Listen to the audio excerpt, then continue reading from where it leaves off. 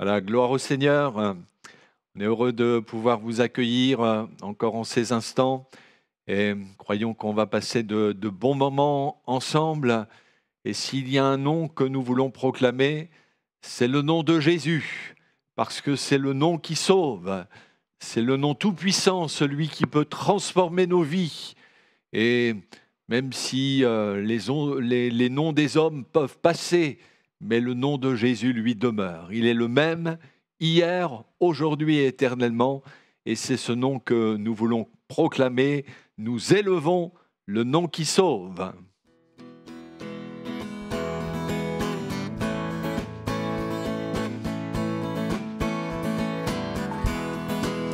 Nous élevons le nom qui sauve, le nom tout-puissant de Jésus.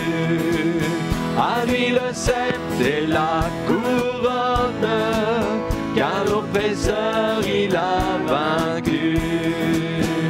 Chantons celui qui nous donne la vie.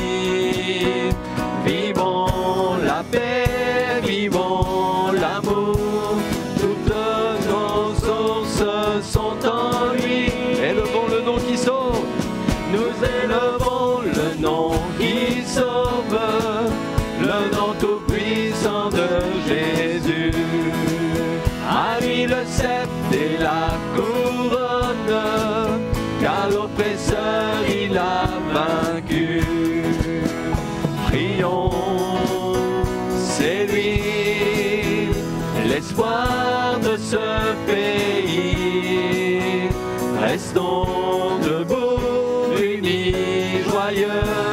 car rien n'est impossible à Dieu. Le nom de Jésus, nous élevons le nom qui sauve, le nom tout-puissant de Jésus. À lui le sceptre et la couronne, car l'oppresseur il a vaincu. Nous élevons le nom qui sauve, nous élevons le nom qui sauve, nous élevons le nom qui sauve, le nom tout-puissant de Jésus.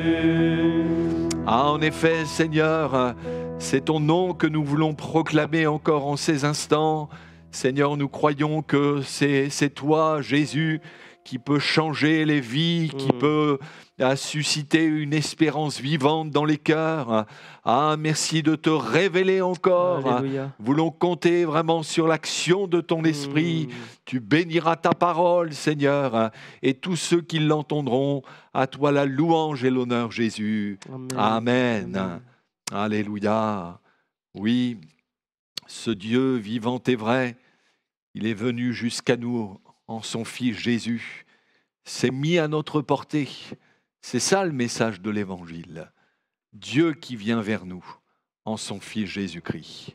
C'est la manifestation de son amour.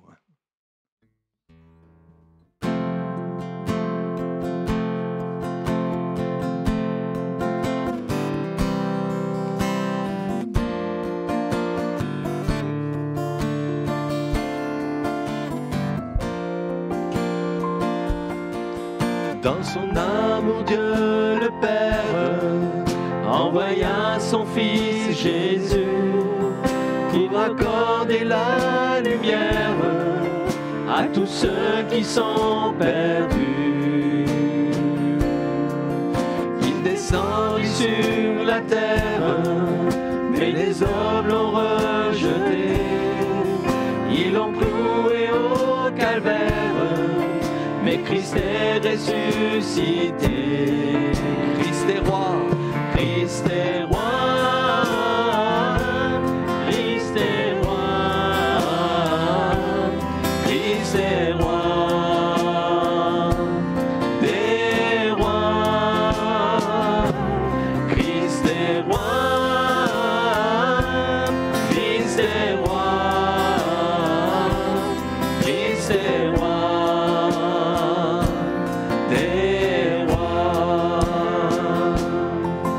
Les croyants de tous les âges force sur leur cœur. Dans l'épreuve, ils gardent courage, car leur Dieu est un sauveur.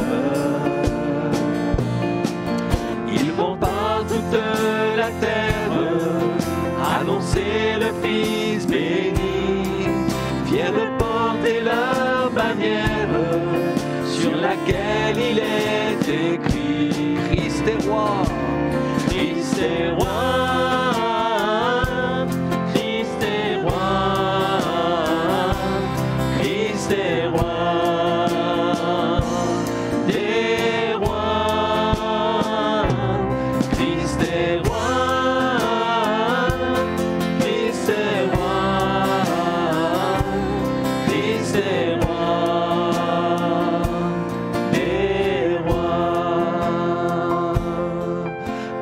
Les chrétiens du monde seront rassemblés par lui.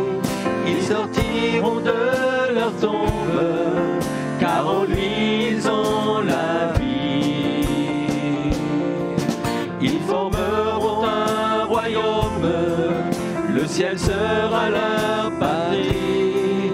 Leur hymne sera un psaume à la gloire du Messie. Christ est roi, Christ est roi, Christ est roi, Christ est roi des rois. Christ est roi, Christ est roi, Christ est roi.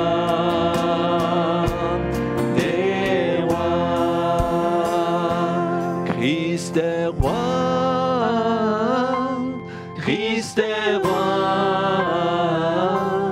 Christ est roi des rois.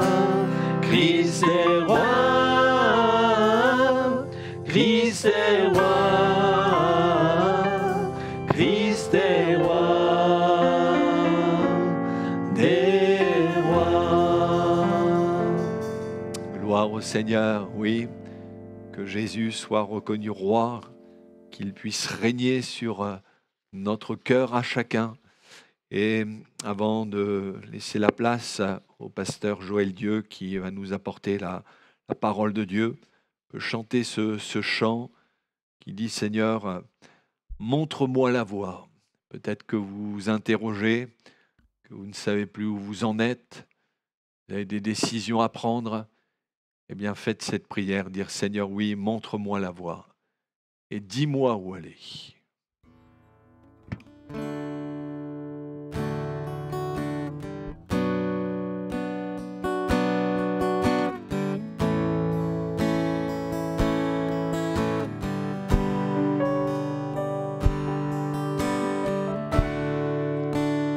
Montre-moi la voie, dis-moi où aller, où tu voudras j'irai.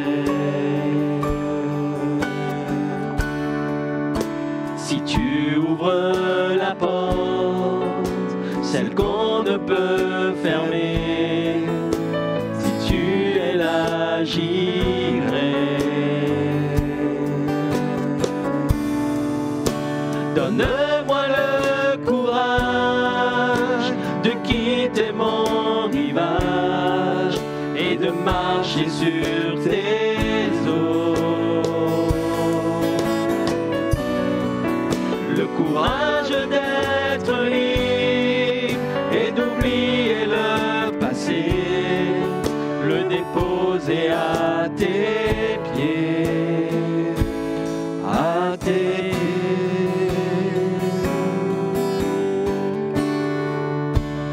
Montre-moi la voie, dis-moi où aller, où tu voudras j'irai.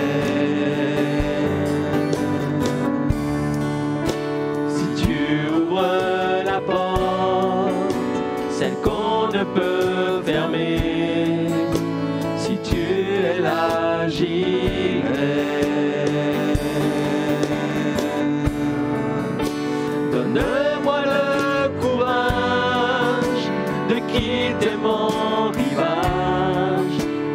marcher sur tes eaux. Le courage d'être libre et d'oublier le passé, le déposer à tes pieds, à tes pieds. Montre-moi la voie, dis-moi où aller, où tu voudras, j'irai.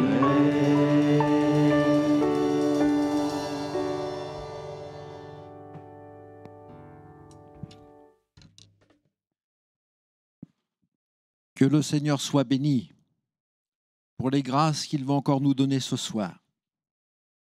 Je vais prendre juste un passage avec vous dans l'Écriture pour cette méditation dans 1 Timothée chapitre 6, verset 12, où le Seigneur dit « Combat le bon combat de la foi.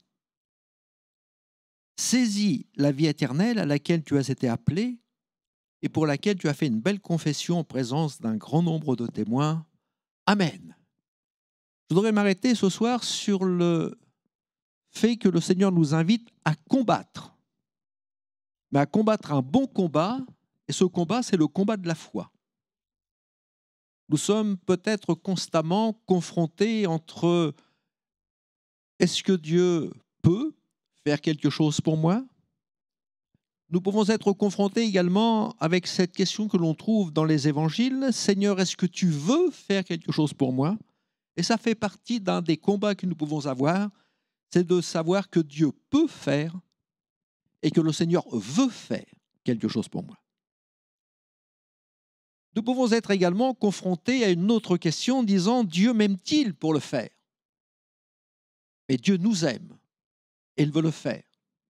Et ce sont des combats qu'il peut y avoir qui sont plus ou moins forts au fond de notre cœur et concernant même sur l'existence de Dieu, pourquoi même ces choses m'arrivent-elles, pourquoi Dieu fait-il ceci ou cela, et si Dieu existait, cela ne m'arriverait pas.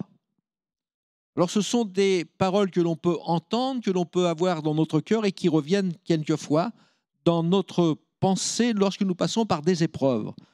Mais le Seigneur veut nous inviter ce soir à combattre le bon combat de la foi, de bannir l'incrédulité qui vient dans notre cœur. Croire, premièrement, que Dieu existe. Dans Hébreux chapitre 11, verset 6, il est dit « Or, sans la foi, il est impossible de lui être agréable, car il faut que celui qui s'approche de Dieu croit que Dieu existe et qu'il est le rémunérateur de ceux qui le cherchent. » Donc la première des choses à avoir, c'est d'avoir foi dans le Dieu vivant et vrai. Je crois que Dieu est Dieu, que Dieu est le créateur du ciel et de la terre, que Dieu existe et qu'il est celui qui va me bénir, c'est lui qui va rémunérer toutes choses. Croire que Dieu est le créateur du ciel et de la terre, c'est par cette foi-là que nous reconnaissons que le monde a été formé par la parole de Dieu, en sorte que ce que l'on voit a été fait de choses, n'a pas été fait de choses visibles. C'est Dieu qui est le créateur de ce qui est dans les cieux, sur la terre, et c'est Dieu qui nous a façonnés. Et celui qui nous a façonnés, c'est le grand médecin de notre corps, de notre cœur, et c'est lui qui peut y apporter tout ce que nous avons besoin. Il est impossible d'être agréable à Dieu si nous n'avons pas confiance en lui. Comment voulons-nous être agréables au Seigneur si je n'ai pas confiance dans le Dieu vivant et vrai? C'est quelque chose de blessant que la méfiance. C'est quelque chose de blessant pour le cœur de Dieu que de s'approcher de lui en lui disant « Bien, je n'ai pas confiance en toi ». Il faut que celui qui s'approche de Dieu croit que Dieu existe. On doit avoir confiance en lui. Il est impossible d'être agréable à Dieu si nous n'avons pas confiance en lui. Si je ne crois pas que Dieu peut faire quelque chose, que Dieu est le rémunérateur de ceux qu'il cherche, que Dieu est celui qui me sauve, qui me guérit, qui me délivre, je ferai Dieu menteur. Mais Dieu est la vérité. Et ce qu'il dit est la vérité. Le Seigneur est le rémunérateur de ceux qu'il cherche, c'est-à-dire que le Seigneur récompense ceux qui le cherchent. Il est celui qui va apporter ce que nous avons besoin. C'est Dieu qui va récompenser. Il récompense ceux qui s'approchent de lui avec confiance. Nous voyons dans l'Écriture que le Seigneur fait, dans le psaume 34, il fait une comparaison entre des animaux forts et puissants. Et le Seigneur dit dans sa parole, il dit, les lionceaux éprouvent la disette et la faim. Ces animaux puissants éprouvent la faim. Mais il y a une comparaison qui est formidable pour ceux qui ont confiance en Dieu. Et il dit dans ce psaume 34 au verset 10, « Mais ceux qui cherchent l'Éternel ne sont privés d'aucun bien. » C'est quelque chose de formidable. Faisons confiance dans le Seigneur et nous allons réjouir le cœur de Dieu et Dieu va exaucer notre prière, va nous donner ce que notre cœur désire. Le bon combat, c'est le combat de la foi. Le combat n'est pas engagé contre des hommes. Dans l'Écriture, le Seigneur dira, ce n'est pas contre la chair et le sang que nous devons combattre. Notre combat est spirituel. Dans ce monde qui est soumis au prince des ténèbres, nous devons constamment lutter pour garder la foi. Nous devons lutter pour garder cette foi. Nous devons vaincre les tentations. Nous devons lutter contre le doute. Nous avons à lutter également contre certainement le sentiment d'être abandonné lorsque tout va mal et de pouvoir dire, bien Seigneur, mais pourquoi ces choses me sont-elles arrivées ? Et le Seigneur m'abandonne, je ne trouve plus d'issue, je ne trouve plus de solution, je suis dans la détresse et les choses vont en empirant. Avoir ce combat de lutter contre ce sentiment d'avoir été abandonné par le Seigneur. Et pour avoir cette victoire dans ce sentiment, le Seigneur nous invite à nous pencher sur sa parole et à entendre ce que Dieu nous dit. Une femme oublie-t-elle l'enfant qu'elle allait ? N'a-t-elle pas pitié du fruit de ses entrailles ? Quand même elle l'oublierait, moi je ne t'oublierai jamais. C'est la parole de Dieu qui nous donnera la force. Et nous pouvons être assurés que nous avons un Dieu qui nous aime tel que nous sommes, avec nos faibles moyens. Nous n'avons pas besoin de grands biens autour de nous. Dieu s'intéresse à chacun d'entre nous. Et c'est cette confiance que le Seigneur veut nous accorder. Il veut que nous puissions avoir foi en lui et de combattre ce sentiment d'être abandonné, que nous ne sommes pas aimés de Dieu, ou peut-être que Dieu fait des préférences. Dieu ne fait aucune distinction de personne. C'est David qui dira, moi je suis pauvre et indigent, mais le Seigneur pense à moi. Savez-vous que Jésus pense à vous? Dans les moments les plus difficiles, le Seigneur pense à vous. Et David pourrait dire, le Seigneur pense à moi, tu es mon aide et mon libérateur. Et dans sa détresse, il dira, mon Dieu, ne tarde pas. C'est ça également, saisir la bénédiction que Dieu veut nous donner, de savoir que Dieu pense à vous. Le Seigneur a constamment ses regards posés sur votre situation, sur votre cœur. Et si vous vous tournez vers Dieu ce soir en lui disant, Seigneur, ce que je te demande, c'est que tu sois mon aide, que tu sois le libérateur de mon âme. Seigneur, ne tarde pas à venir m'exaucer. Le Seigneur se glorifiera dans votre vie. Dieu est un Dieu merveilleux. Et même là où il y a le désespoir, lorsque le désespoir nous saisit, c'est là où il faut saisir le bon combat de la foi et prendre cette victoire. Dans l'Écriture, il nous est dit, j'ai cherché l'Éternel et il m'a répondu, il m'a délivré de toutes mes frayeurs. C'est un Dieu merveilleux que nous invoquons. Un Seigneur qui nous rappelle que dans les moments les plus difficiles, dans le désespoir, nous cherchons le Seigneur. Il est le rémunérateur de ceux qu'il cherche, comme nous l'avons vu, et il est celui qui nous délivre. Il nous délivre de nos frayeurs, il nous délivre de notre détresse, et quand on tourne vers lui les regards, on rayonne de joie parce que Dieu se tient près de nous et qu'il veut nous bénir. Vous savez, quelquefois, il y a des situations qui peuvent paraître désespérées. Il y a la souffrance, il y a la maladie, il y a la maladie mortelle. Dans le livre de l'Ecclésiaste, il nous est dit, l'homme n'est pas maître de son souffle pour pouvoir le retenir. Et n'a aucune puissance sur le jour de sa mort. Il n'y a point de délivrance dans ce combat et la méchanceté ne saurait sauver les méchants. Et on voit ça dans l'Ecclésiaste chapitre 8, verset 8. L'homme n'est pas maître de son souffle, mais c'est Dieu qui en est le maître. C'est Dieu qui donne la vie et c'est lui qui nous secourt. Et l'homme n'a aucune puissance sur le jour de la mort. Il n'y a aucune délivrance dans ce combat-là, mais Dieu tient toutes choses entre ses mains. Et notre vie est entre les mains du Seigneur. Il nous a rappelé dans l'Écriture qu'il y avait un homme qui s'appelait Ézéchias qui était malade et sa maladie fut à la mort. Et on vient lui annoncer qu'il va mourir. Et il nous est dit, eh bien, donne des ordres à ta maison, car tu vas mourir et tu ne vivras plus. Et dans l'Écriture, il nous est dit que ce roi, lorsqu'il va apprendre la nouvelle, va pleurer, va être abattu. Et je crois que c'est quelque chose de terrible que d'entendre de tels verdicts. Et il va se tourner vers Dieu, va le supplier, pleurer devant lui. Et c'est vrai que dans ces moments difficiles, il peut y avoir un combat qui se passe dans notre cœur, en dire, mais je crois que Dieu est tout puissant pour faire, mais est-ce que Dieu veut le faire? Est-ce que Dieu est tout puissant pour le faire? Est-ce qu'il peut le faire pour ma vie? Est-ce qu'il m'aime suffisamment pour agir dans mon cœur? Est-ce que ce Dieu tout puissant veut le faire dans ma vie? Alors il est vrai que nous pouvons regarder, nous avons pu regarder autour de nous tous les événements qui se passent, des difficultés, c'est peut-être la maladie, une épreuve quelconque qui est sur notre chemin, et puis on lève les yeux sur ces montagnes qui se dressent devant nous, et on peut se dire, mais je lève mes yeux vers les montagnes, mais d'où me viendra le secours? Quelles sont vos montagnes pour vous ce soir? Ça peut être une épreuve, une difficulté, un foyer déchiré, des parents qui sont meurtris, des enfants qui tournent mal, une situation professionnelle qui ne va pas, la maladie qui est là, un traitement, des médecins. Vous allez voir, comme nous montre l'Écriture, cette femme qui allait de médecin en médecin et son mal allait en empirant. Vous êtes peut-être dans cette même situation. Et vous avez entendu un jour où vous a peut-être laissé sous-entendre, car tu vas mourir et tu ne vivras plus. Il n'y a rien, pas de remède, pas de solution. Le mal est là et il n'y a rien. Mais la foi, c'est quelque chose de merveilleux. Le combat de la foi, c'est de se tourner vers Dieu, de combattre, de pouvoir dire Dieu existe et Dieu peut faire ce que les hommes ne peuvent pas faire. Dieu peut aller contre l'impossible. Et il n'y a rien d'impossible qui soit à notre Dieu.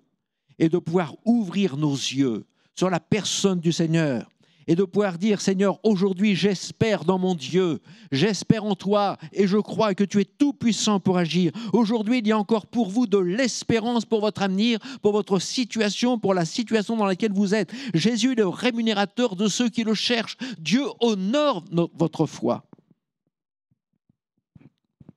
Dans l'Écriture, il nous est rappelé que nous avons un Dieu merveilleux qui est celui qui va nous bénir. Il y a un homme qui était dans ce désespoir, qui était dans sa détresse, qui avait une grande souffrance dans son cœur.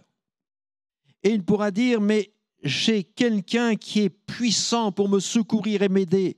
Et on le voit cela dans le livre de Job, chapitre 33, verset 23. Il est dit, mais si Dieu trouve un ange intercesseur, s'il en trouve un d'entre les 1000 qui annonce à l'homme la voie qu'il doit suivre, Dieu a compassion de lui et il dit à l'ange, délivre-le afin qu'il ne descende pas dans la fosse, j'ai trouvé une rançon. Le salut en Jésus-Christ, c'est ça, cette grâce. Le Seigneur dit, mais si j'ai trouvé un ange intercesseur et Jésus est celui qui intercède pour nos âmes, et celui qui crie encore, qui prie pour chacun d'entre nous, qui intercède pour chacun d'entre nous. Il est ce Dieu merveilleux, il est cet ange merveilleux qui vient, qui descend et qui a été une rançon pour le salut de nos âmes. Jésus est celui qui est venu pour nous sauver. Dans l'Écriture, il nous est dit, voici, il y a de la souffrance, il y a de la détresse, mais Dieu est un Dieu merveilleux qui fait de grandes choses.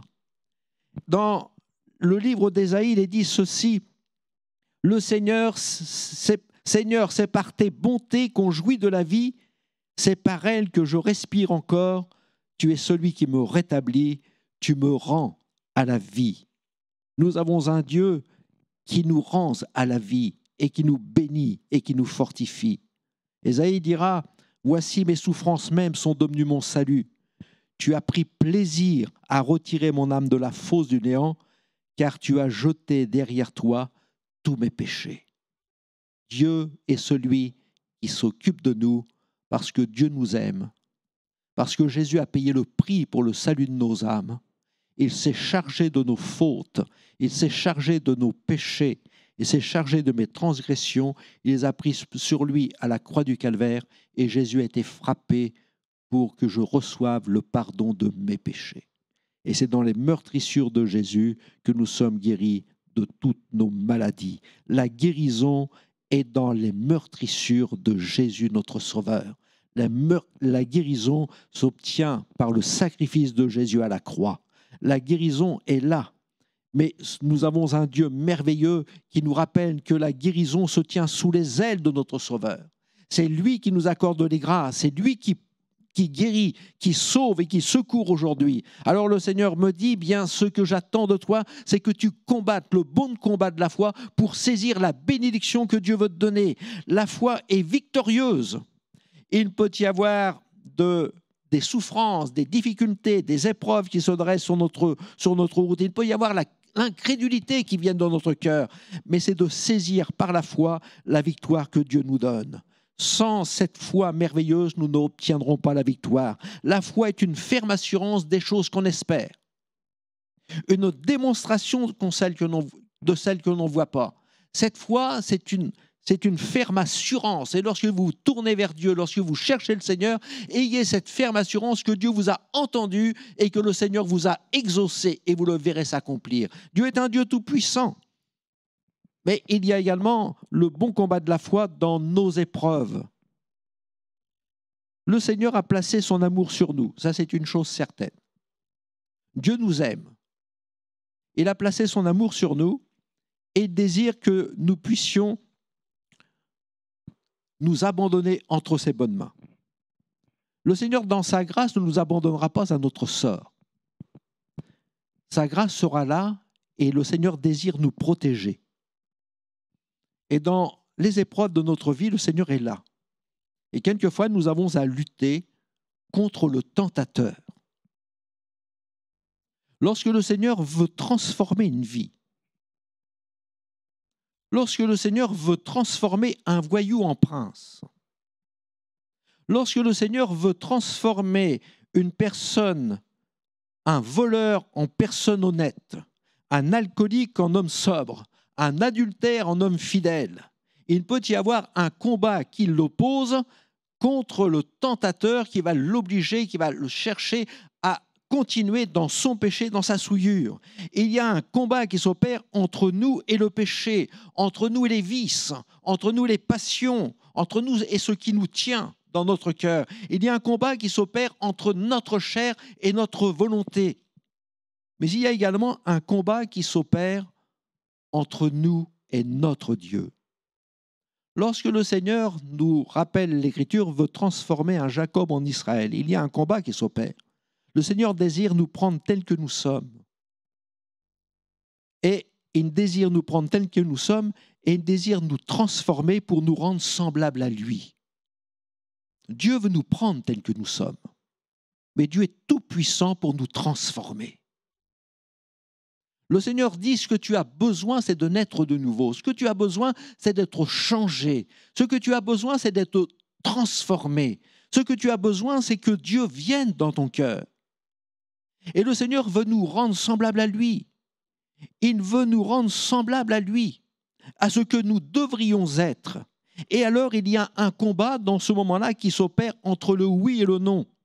Entre laisser Dieu me façonner et résister parce que la chair a des désirs qui sont contraires aux désirs de Dieu, à ceux de l'esprit. Alors la bataille peut se prolonger, il y a cette bataille qui peut être dure parce que je combats et je lutte contre mon Dieu.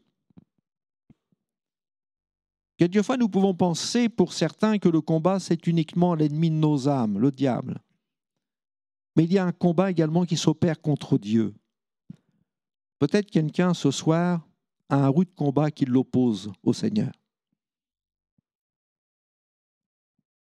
Frères et sœurs, chers amis, il est certainement difficile pour quelqu'un de dire oui à Dieu, plus difficile pour quelqu'un de dire oui à Dieu que de dire non au diable, à ses passions, à sa tentation, à ses vices. Le Seigneur nous rappelle dans l'Écriture, il nous dit « Soumettez-vous donc à Dieu. Résistez au diable et il fuira loin de vous. » Dieu est tout puissant pour nous changer. Dieu est tout puissant pour nous transformer. Dans l'Écriture, nous voyons que Jésus a eu un combat. Un combat de sa volonté, le combat de l'obéissance. Et dans l'Écriture, il nous est rappelé que Jésus a prié parce qu'il avait le choix d'accepter la croix ou de refuser la croix. Et il nous est dit, Jésus s'éloigna une seconde fois, il prie ainsi, « Mon Père, s'il n'est pas possible que cette coupe s'éloigne de moi sans que je la boive, que ta volonté soit faite. » Ne prenons pas le risque, comme disait quelqu'un concernant le Seigneur, ne prenons pas le risque d'avoir combattu contre Dieu, mais soumettons notre volonté à celle du Seigneur et puissions-nous quelqu'un pour lui qui ce soir a peut-être un combat, une passion de quelque chose qui le tient, de dire « Seigneur, je voudrais que tu viennes me secourir, que tu viennes me délivrer. Seigneur, je veux combattre le bon combat de la foi. » Nous n'ignorons pas comment le Seigneur est bon pour chacun d'entre nous. Nous ne savons pas si de la manière dont le Seigneur va intervenir dans notre vie pour nous délivrer d'une passion, d'un vice ou d'un péché, mais nous savons que Dieu est tout puissant pour le faire. Nous ignorons comment Dieu interviendra pour nous guérir dans une maladie, mais nous savons que la main de Jésus est toute puissante et que les meurtrissures de Jésus sont encore efficaces pour nous guérir aujourd'hui de toute souffrance. Nous ignorons comment Dieu interviendra pour déplacer la montagne qui se dresse devant nous, d'épreuves, de difficultés et de drames et de désespoir, mais nous savons que Dieu est tout puissant pour le faire, parce qu'il est un secours qui ne manque jamais dans la détresse. Dieu est un secours merveilleux. Alors peut-être que pour quelqu'un ce soir, c'est un combat qui s'opère entre le oui et le non, entre ceux qui l'opposent à son Dieu et ce qui est encore dans sa chair, dans son cœur, qui l'oppose au Seigneur. Et depuis bien longtemps, il a encore résisté à la main de son Dieu. Mais peut-être il est bon de dire aujourd'hui, Seigneur, je veux me livrer entre tes mains. Je ne veux plus faire ma volonté. Je ne veux plus laisser ma chair agir dans mon cœur, mais je veux faire ta volonté. Seigneur, viens au secours d'un pécheur misérable comme moi. Il y a peut-être quelqu'un qui est dans le doute, dans la souffrance, dans la détresse, parce qu'il est dans la difficulté depuis des années. Et ça dure depuis des années. Mais Dieu est tout puissant pour relever le malade, pour nous secourir et nous délivrer. Alors nous pouvons dire peut-être ce soir pour quelqu'un, Seigneur, j'ai besoin de ta grâce. J'ai besoin de ton secours. Tu vois combien je suis impuissant, mais j'ai besoin de toi. Et comme le rappelle l'Écriture, eh bien, ce soir, Dieu a trouvé un intercesseur en la personne de Jésus qui vient vous secourir et vous bénir. Dieu a trouvé quelqu'un pour s'approcher de vous, pour vous apporter le secours dont vous avez besoin. Il est un Dieu merveilleux qui ne vous abandonne pas, mais le Seigneur est un secours pour vous, qui ne manquera pas dans votre détresse. Mettez votre foi dans le Seigneur, croyez en Dieu et vous verrez Dieu agir. Mettez-le de la sorte à l'épreuve. Croyez que ce que vous lui demandez ce soir, que vous l'avez reçu de la part de Dieu. Et vous pourrez confesser que Jésus vous a béni dès ce soir et qu'il vous a accordé sa grâce et qu'à son nom soit toute la gloire. Amen. Amen. On va courber nos fronts devant le Seigneur, lui demander son secours. Seigneur, notre Père, notre Dieu, c'est avec toute notre faiblesse que nous pouvons nous présenter devant toi. Et nous avons connu maintes et maintes difficultés, maintes et maintes épreuves, peut-être des combats, des luttes, à l'intérieur, dans notre cœur. Mais nous voulons nous approcher ce soir de toi. Et peut-être pour quelqu'un, Seigneur, ce soir, il y a un combat qui s'oppose, qui est là dans sa vie, qui l'oppose à toi, qui t'empêche d'intervenir comme tu voudrais dans son cœur. Mais je te prie dans ta grâce de le visiter maintenant et de lui permettre qu'il soumette toute sa volonté à la volonté de notre Dieu et que tu aies toute la liberté pour agir dans son cœur, pour le guérir, pour le sauver, pour le délivrer, pour le secourir et pour poser ta main sur son corps. Seigneur, sois glorifié pour l'œuvre que tu veux accomplir. Amen. Gloire à toi, Jésus. Oui, vraiment, vous qui avez ce combat intérieur, eh bien, faites le choix de la foi et puissiez-vous dire au Seigneur cette prière, dire ce chant. Seigneur, je te donne mon cœur, il ne m'appartient plus. Ce que j'ai de meilleur, hein, tout est pour toi, Jésus.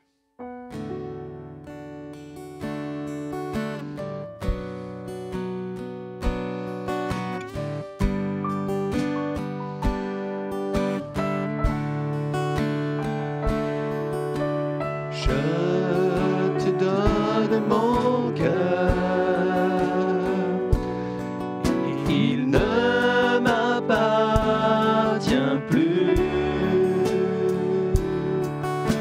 Ce que j'ai de meilleur, tout est pour toi, Jésus. Un parfum de valeur sur toi est répandu. C'est l'offrande de mon cœur. Je suis à toi, Jésus. Prends mon âme, prends mon cœur, je te donne tout.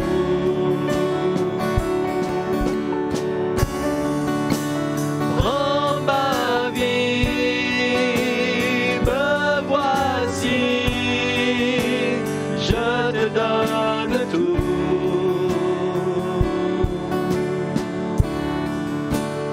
Mon cœur est à toi, tout à toi.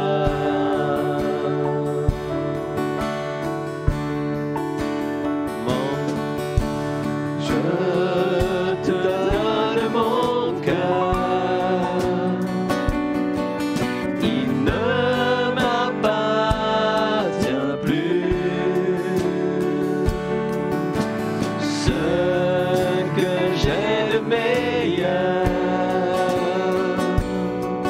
tout est pour toi, Jésus. Un parfum de valeur sur toi est répandu.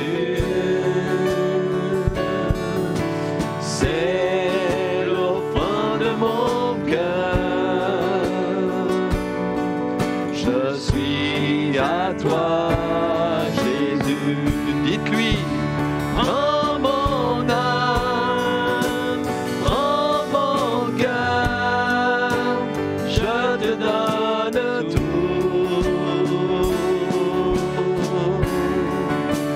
Prends ma vie, me voici, je te donne tout.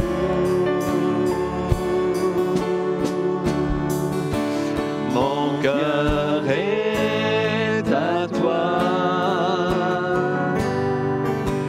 tout à toi.